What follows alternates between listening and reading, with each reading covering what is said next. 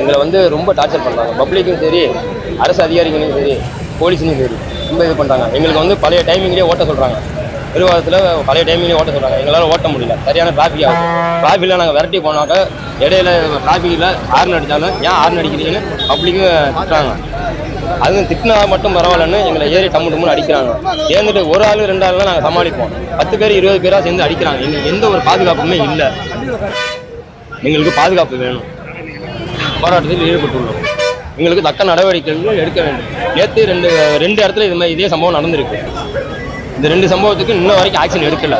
சாயந்தரம் தான் நான் ரிமாண்ட் பண்ணுவேன் அப்படின்றாங்க. ஸ்டேஷனில் கம்ப்ளைண்ட் கொடுத்து சாயந்தரம் தான் ரிமாண்ட் பண்ணுவேன். இப்போ எங்களுக்கு வந்து வேலை இருக்குது அப்படின்றாங்க.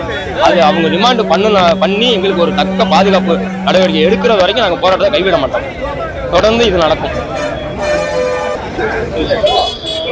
டிரைவர் கண்டக்டரோட தொழிற்சங்க தலைவர் நாங்களும் பஸ்ஸை ஓட்டிக்கிட்டு தான் இருக்கோம்.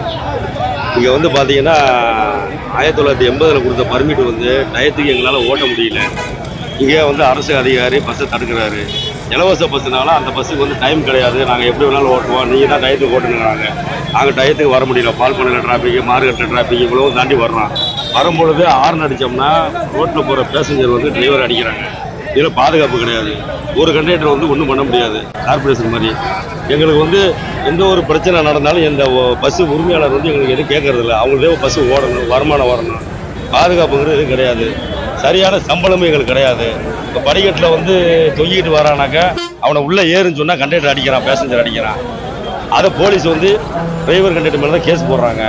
இது போலீஸே எங்களுக்கு சரியான பாதுகாப்பு கொடுக்கறதில்ல, முதலாளியும் கொடுக்கறதில்ல. இதுக்கு வந்து நேற்று அடித்த பிரச்சனை வந்து அந்த டிரைவர் வந்து காது சவு கிழிஞ்சு போச்சு. ஹார்ட் பேஷண்ட் வேறு.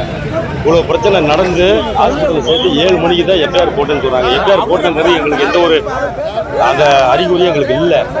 இப்போ நாங்கள் பஸ்ஸை நிப்பாட்டினதுக்கப்புறம் எல்லா காவல்துறையும் வந்து எங்களை பஸ் எடுக்கிறாங்க. பஸ்ஸை நாங்கள் எப்படி எடுக்க முடியும்?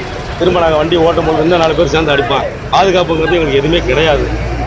ஓனர் சைடு பாதுகாப்பு கிடையாது. ரோட்டில் இருக்க பேசஞ்சர்கிட்டையும் பாதுகாப்பு கிடையாது. எங்களுக்கு எந்த ஒரு இதுவுமே இன்ன வரைக்கும் எதுவும் நடக்கலை. அதனால் எங்களுக்கு வந்து சரியான ஒரு பாதுகாப்பு, சரியான ஒரு எங்களுக்கு இந்த சிஐ மூலயமா பிரச்சனை. கவர்மெண்ட் பஸ்ஸுனால் கவர்மெண்ட் பஸ்ஸு டயத்துக்கு தான் ஓட்டலாம், ப்ரைவேட் பஸ்ஸுனால் ப்ரைவேட் பஸ்ஸு டயத்துக்கு தான் ஓட்டலாம். அது ரெண்டுமே எங்களுக்கு சரி பண்ணி கொடுத்தா தான் நாங்கள் வந்து போராட்டத்தை கைவிடுவோங்கிறத நாங்கள் போராட்டம் பண்ணிட்டு இருக்கோம். என் பேர் செல்வம், ஓட்டுநர் நடத்தும் சங்க தலைவர்.